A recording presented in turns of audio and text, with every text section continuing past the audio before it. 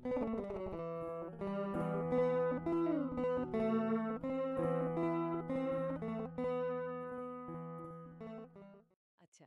একটা জিনিস ভাবা যাক। আমাদের দাদা দাদি বা নানা নানিদের মুখে এমন কিছু শব্দ ছিল বা কথা বলার এমন একটা ভঙ্গি ছিল যা হয়তো এখন আর শোনাই যায় না। ঠিক। তাদের সেই বিশেষ প্রবাদ বা কোনো মজার ডাকনাম, গল্প বলার সুরটা, ভাবুন তো, সেই সব কিছু যদি তাদের সাথেই হারিয়ে যেত। এটা তো সত্যি, অনেক কিছুই হারিয়ে গেছে। হ্যাঁ, আর যখন একটা পুরো ভাষা হারিয়ে যায় তখন তো শূন্যতাটা আরও অনেক বড় হয়। আজ আমরা ঠিক এরকমই একটা গল্প নিয়ে আলোচনা করব। গল্পটা ঢাকাইয়া উর্দু নামের একটা স্বতন্ত্র ভাষাকে নিয়ে। যেটা প্রায় বিলুপ্তির পথে। একদম।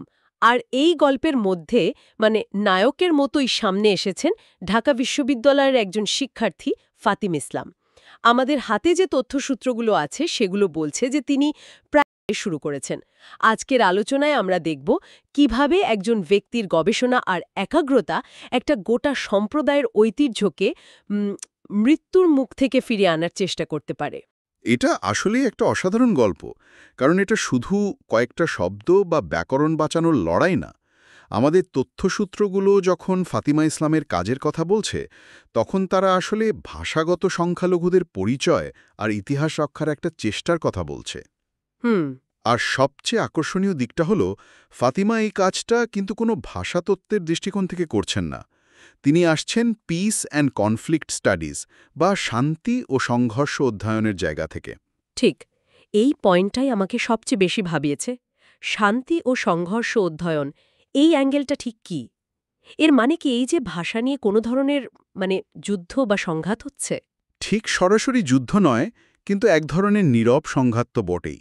দেখুন, শান্তি ও সংঘর্ষ অধ্যয়ন শুধু যুদ্ধ নিয়েই কাজ করে না, এটা সমাজের ভেতরে থাকা যে কাঠামোগত বৈষম্য বা স্ট্রাকচারাল ভায়োলেন্স, সেটা নিয়েও কাজ করে।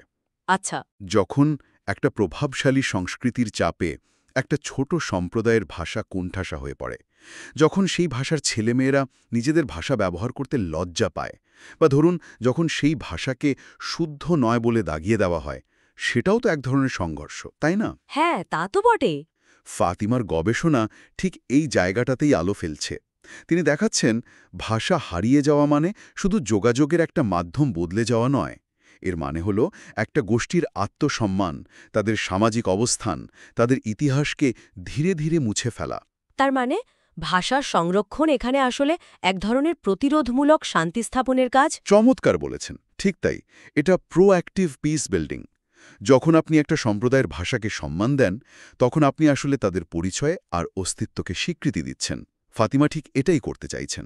ঢাকাইয়া উর্দুকে একটা স্বতন্ত্র সাংস্কৃতিক পরিচয় হিসেবে প্রতিষ্ঠা করা। একদম। আচ্ছা, এই যে ঢাকাইয়া উর্দু, এটা ঠিক কেমন ভাষা সেটা নিয়েও তো একটা ধারণা থাকা দরকার, তাই না? এটা কিন্তু লখনৌ বা দিল্লির যে স্ট্যান্ডার্ড উর্দু সেটার মতো নয়। হ্যাঁ, এই বিষয়টা আমি জানতে খুব আগ্রহী। আমাদের সূত্রগুলোতে এর বিশদ বর্ণনা নেই। ঠিক কি একে আলাদা করে? কোনো উদাহরণ দেওয়া যায়? অবশ্যই। ধরুন, এর বাক্য গঠনের ধরনে বাংলা ভাষার প্রভাব খুব স্পষ্ট। আবার শব্দভাণ্ডারে ফার্সি, পুষ্ট, এমনকি কিছু পুরানো হিন্দি শব্দের এমন এক মিশ্রণ আছে যা আর কোথাও পাওয়া যায় না। ইন্টারেস্টিং। যেমন, একটা প্রচলিত কথা হতে পারে এমন যে চান্দি গরম হো গিয়া, যার মানে হলো মাথা গরম হয়ে গেছে। এখানে গরম হো গিয়া হিন্দি উর্দুর প্রকাশভঙ্গি, কিন্তু চান্দি শব্দটা যেভাবে ব্যবহার হচ্ছে তা একেবারেই স্থানীয়। এই দুষ্য মিশ্রণটাই এর প্রাণ। বাহ! ফাতিমার আর্কাইভ করার প্রচেষ্টা ঠিক এই ধরনের মৌখিক ঐতিহ্য, প্রবাদ বা গানগুলোকেই ধরে রাখার জন্য, কারণ এগুলো একবার হারিয়ে গেলে তো আর তৈরি করা সম্ভব নয়। বোঝা যাচ্ছে এর গভীরতা অনেক। তাহলে ফাতেমার কাজের প্রথম ধাপ ছিল এই সমস্যাটাকে একাডেমিকভাবে চিহ্নিত করা। কিন্তু গবেষণা তো সাধারণত বিশ্ববিদ্যালয়ের লাইব্রেরিতেই থেকে যায়। এটাকে তিনি সাধারণ মানুষের কাছে নিয়ে এলেন কিভাবে?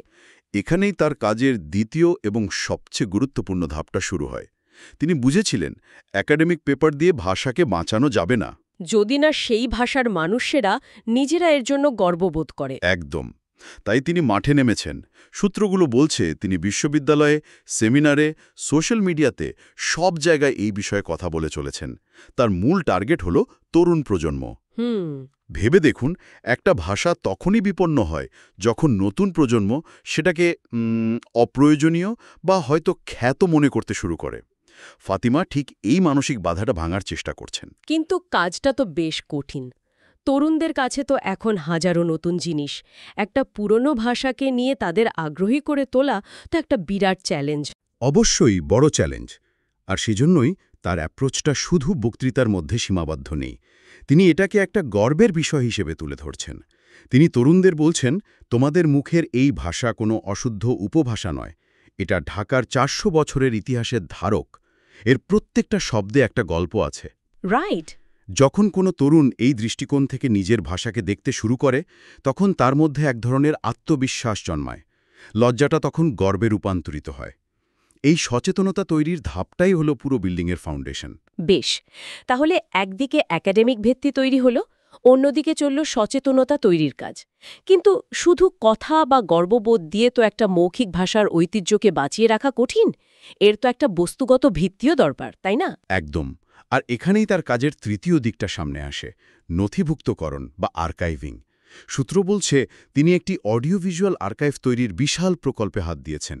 এটা আমার কাছে সবচেয়ে রোমাঞ্চকর একটা পদক্ষেপ মনে হয়। কেন? কারণ ঢাকাইয়া উর্দুর মতো ভাষাগুলো তো মূলত মুখে মুখেই টিকে থাকে। এর তো খুব বেশি লিখিত সাহিত্য নেই।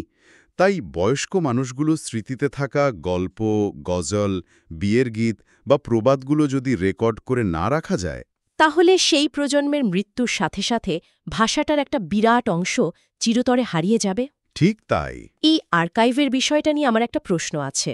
অনেক সময় আর্কাইভকে তো মৃত জিনিসের জাদুঘর বলে মনে হয়। ধরুন, ল্যাটিন ভাষার বিশাল আর্কাইভ আছে, কিন্তু ভাষাটা তো মৃত।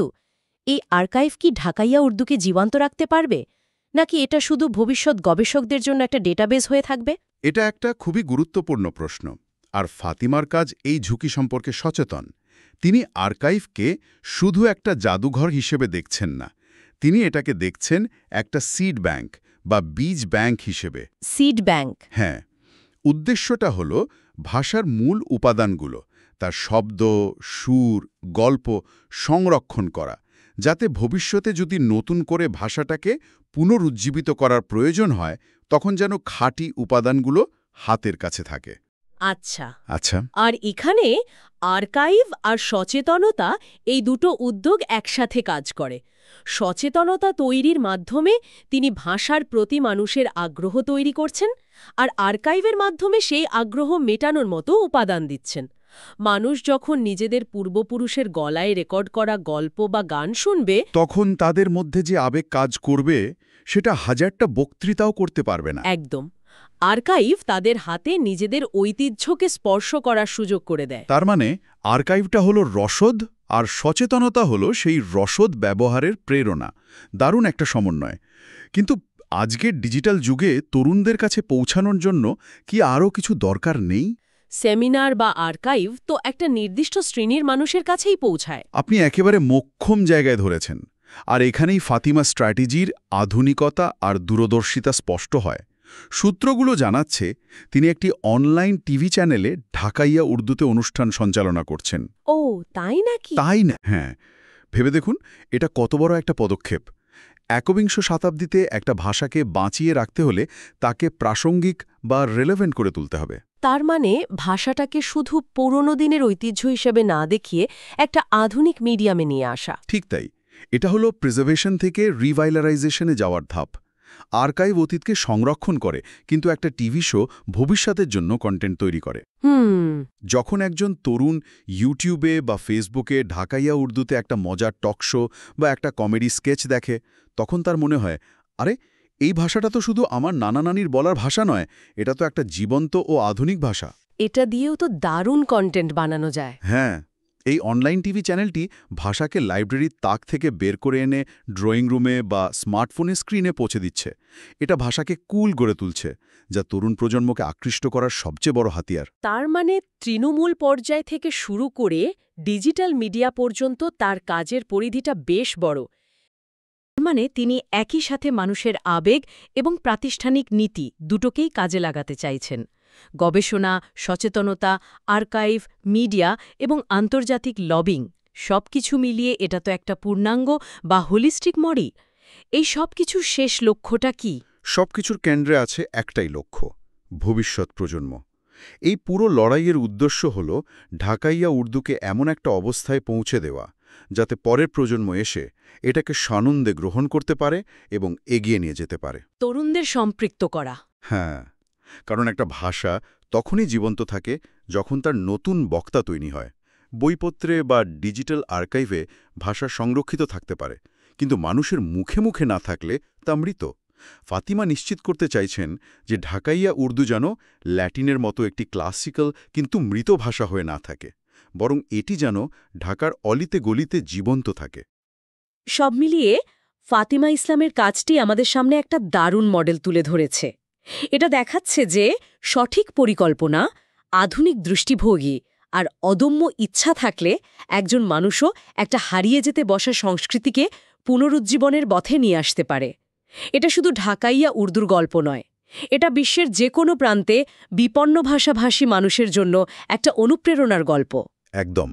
তবে এই আলোচনাটা শেষে প্রশ্নটা হলো, একটি ভাষার বেঁচে থাকা কি শুধু সেই ভাষাভাষী সম্প্রদায়ের নিজস্ব উদ্যোগের উপর নির্ভর করবে, নাকি এর পেছনে বৃহত্তর প্রাতিষ্ঠানিক এবং রাষ্ট্রীয় সমর্থন থাকাটা একটা অধিকারের পর্যায়ে পড়ে? এই ভাবনাটা আমাদের সবার জন্য রইল।